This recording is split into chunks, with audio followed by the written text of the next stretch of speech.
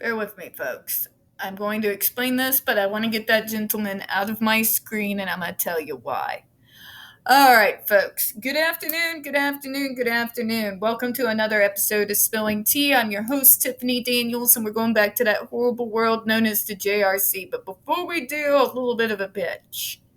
What you're about to see is what I like to call, what I've seen many times from people like Autism Speaks and Dr. Matthew Israel, is shock and awe.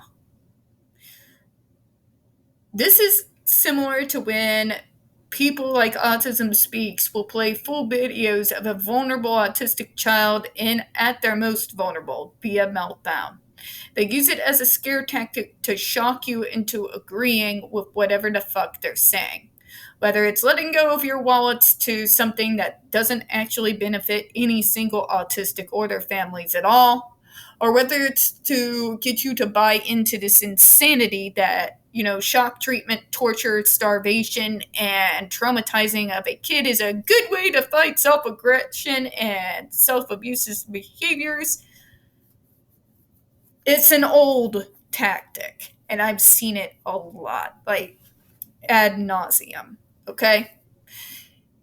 These individuals do not have the consent of the young people that they use in their videos and in their photos. It disturbs me greatly that people can get away with showing those moments with no consent from the person. Because remember, folks, whether you like it or not, us autistics and other disableds, we grow older, we become adults, and this shit stays on the internet for fucking years. This is something that our future employers can see. Imagine seeing that on YouTube and you're an employer and it's somebody with a disability and you're like, oh, that sounds like a familiar name, I'm going to watch. Yeah. Way to fuck up our lives more than they're already fucked. Okay? So you're going to be seeing some of that. I'm going to try to minimize the amount of time you see that photo in respect to the young gentleman who Dr. Matthew Israel has callously used his photo as a means to garner sympathy for his insanity. He's going to show you these injuries because he wants you to believe that by him harming us instead of us harming us, it's better somehow. Again, sir, your logic doesn't logic and your math doesn't math. So, now let's get into the disclaimers. We're going to go over it and we're going to go past that picture as quickly as we humanly possibly can. In the description box, folks, you're going to see the link to the article that the Judge Rotenberg Educational Center doesn't want you to read. It is written by NeuroClastic, a small non-for-profit started by autistics for autistics, wherein they interviewed and surveyed over 900 ABA professionals in regards to the JRC's quote-unquote behavior modification program. Matter of fact, the JRC doesn't want you to read this article so much they have threatened NeuroClastic with a defamation lawsuit if they did not remove it from the website. NeuroClastic has refused, so you know the drill. Please read that article and don't forget to share it on all your social media. We also got linked in their NeuroClastic's public statement in regards to the defamation lawsuit threat, as well as a link to their GoFundMe. We are crowdfunding, folks, in case those bastards have the balls to see through with their threat. We got the pertinent links to the Agape boarding school situation as well. Agape boarding school is a Christian-themed boarding school based out of Stockton, Missouri that takes in so-called troubled male teens that has impending over 21 civil lawsuits, claims, and allegations leveled against it, all substantiated by the hard evidence and ER documents gathered by the Missouri Department of Social Services that include the following: sodomy, rape, sexual assault, child abuse, psychological and emotional abuse, child trafficking, starvation, and that's just for starters. You have one former staff member arrested by the FBI, another a doctor still on the premises, full access to the boys up on multiple charges, again substantiated by the hard evidence of the Missouri Department of Social Services of sodomy, rape, and sexual assault of the boys there. You got a brand spanking new Attorney General who still has not given the public any kind of update on the Agape case. And you got a governor that is up on a power trip from hell. So please share all those articles. Don't forget to share and sign the change.org Shut the Judge Shut Agape Boarding School Down petition. We got the pertinent links to the Stop the Shocks campaign as well, including Autistica's massive archive on the subject. Jennifer Masimba's behavioral sheet of shockable offenses. A clip out of the 7-hour ordeal undergone by Andre McCollins back in 2002. The templates and the ever-present self-explanatory Change.org Shut the Judge Rotenberg Center Down petition. When we discuss the JRC, you're going to hear vivid descriptions of and catch clips of surveillance footage of people with disabilities being tortured and abused. If you got young children present, please use your headphones. This channel is marked not for children for a reason. We use profanity and speak on dark subjects. If your child is 16 and younger and watching this channel, parental supervision is very obviously advised. Trigger warning, we are about to once again descend into the mad ravings of a lunatic mind known as Dr. Matthew Israel. You're going to hear gaslighting, victim blaming, ableism enough times to circle the globe, out and out lies, pseudoscience, and a doctor so fucking arrogant that at this point he has cited himself 5 times. So be prepared for that, stupid, okay? All right, I'm going to read through this, and I'm going to try to get past this young man's face as quick as humanly possible. This is not to hide what he's trying to show. It is done in respect for the young gentleman, and because I know for a fact that he did not consent to have his picture used in this manner. All right. Behavioral skin shock makes medical and surgical treatment possible that would be impossible otherwise. This is such garbage, folks. We've been over this argument before, but we gotta read it. A major benefit of the JRC's treatment is individuals can enjoy the benefits of badly needed medical and surgical treatments that were previously impossible to obtain because the person's behaviors were too violent. Here are a few case examples. I'm gonna call you out, doctor. I'm gonna call you out.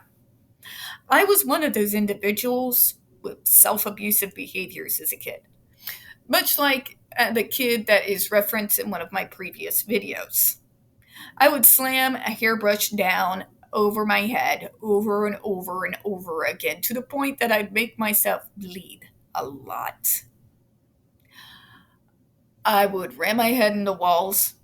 I ran my head repeatedly into the floor. I would punch doors. I would completely, utterly wreck my room. We're talking move and throw down dressers that weighed about 3 times more than I did, especially with all the stuff in them, made out of real solid oak. Completely tear the bed apart, throw hangers, break dishes, you name it, I've probably fucking done it. Okay? But here's the funny thing that he won't ever tell you. When it came to doctors, when I needed to be taken care of for a medical procedure, I, as an autistic, am logical enough, even at that time, to know that I needed to sit perfectly still and let the doctors do what they needed to get done. Did it stop my other outbursts due to meltdowns? No. Of course it didn't. But I was not as likely to have them in the doctor's office. I can't quite explain that, but I have talked to other auties who have claimed the exact same thing. Now, if there is a surgery that is about to happen, but they're too violent, they can't even get to them. Have you ever heard of a trank shot doctor? How I know of this is because there are other people with other mental health issues who have lived in hospitals their whole lives, having people like my mother take care of them.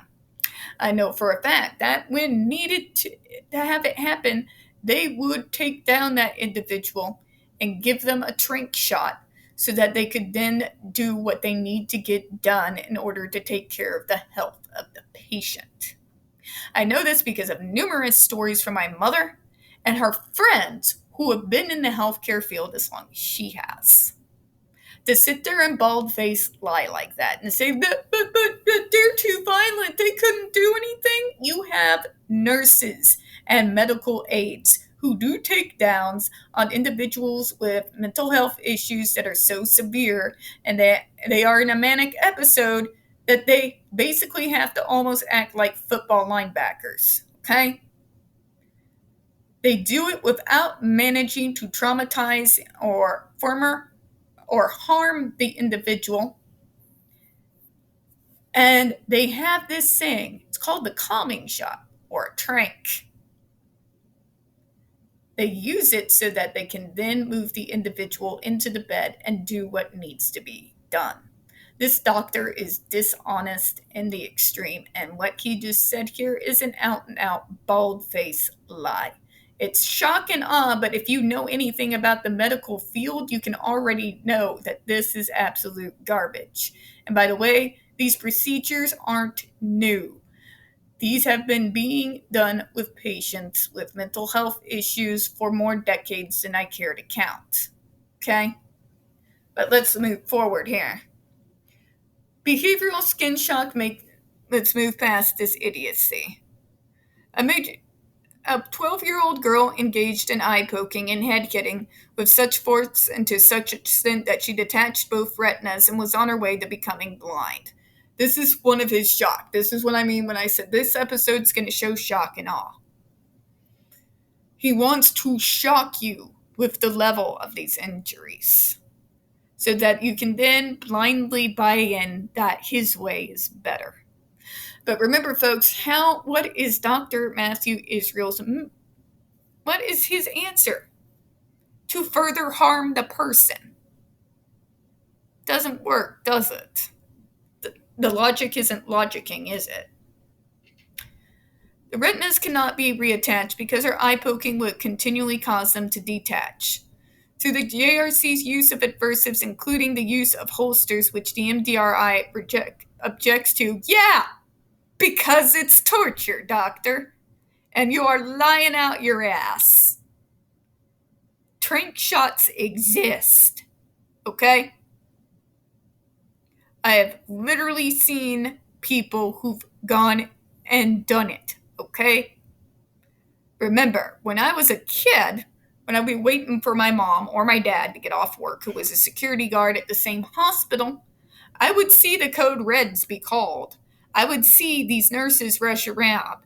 I would see the people prepping the medicine, the trank shot, and bringing it to the patients with my own eyeballs. This is a fundamental part of my childhood, okay? You want to sit there and tell me with your whole chest that this couldn't be done if you hadn't shocked and tortured that little girl? Because I got a river in Egypt I could sell you, I guess. 75% off just for your special level of stupid, doctor. This dude's trying to tell you only torture works when, literally, trank shots just simply exist. Just saying. And by the way, to bring something up a little bit more pertinent, somewhat close to this time last year, Paul was in the hospital. They put him on a special level of cocktails that probably wasn't so great for a schizotypal. When he got out of one of those trances with those drugs, he tried to eat a nurse, for lack of a better way to put it. Did they put him on a shock device and torture him into compliance? No. They tranquilized him, which allowed them to continue with their medical procedures and medicines so that he could come back to his room and his cat. Amazing, isn't it? And schizotypals, when they're in that snap point, particularly when they're not coherent, can be particularly dangerous.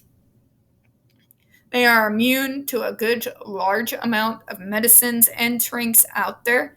They have to be stupid powerful to be able to work.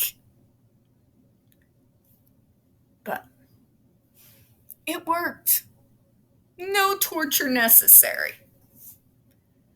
So, doctor, I call bullshit. I call major bullshit.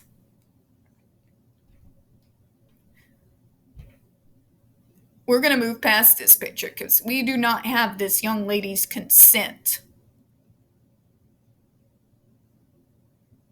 And they show them smiling too, but that's always a fake smile, folks. You want to know how I know? Because I use them all the time when I'm out in the public.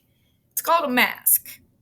Most of us learn how to do it pretty young, even if we're not stuck in ABA hell. A young man had scoliosis so severe that he required surgery on his spine. The surgery was delayed for several years because of the severity of his aggressive behaviors. Only after the implementation of the GED, the surgery was allowed. With adversives, his aggressive behaviors reduced to near zero levels, and the surgery was a success. I call bullshit. When there's fear, you do get an immediate result. Remove the fear, the behavior comes back. And it becomes worse because now you have psychological trauma on top of it. And also, this is complete bullshit because trank shots exist. They've been utilized on my roommate. I've seen it used on other patients when they get out of control. This is how people in hospitals protect themselves from an individual with mental health issues who's having a moment while they're in the hospital. It has been used for decades upon decades to sit there and declare with your whole chest that nothing could be done for several years, no surgery at all, because of aggression. Well, tranquilizer shots simply exist. You're not being honest there, are you, doctor? No, that's not being honest at all. But what can we expect from an individual who continuously cites himself as a source? And we're going to go ahead and close on that. And we'll do the final video, and then I'll go deal with giant ass TV sent help. We don't get many views on this channel. The few that we do get removed from time to time. So please don't forget to hit the like button, hit subscribe, and don't forget to hit the comments. I do appreciate your time. And as always, we here at Spilling Tea hope you have a good one. Bye-bye.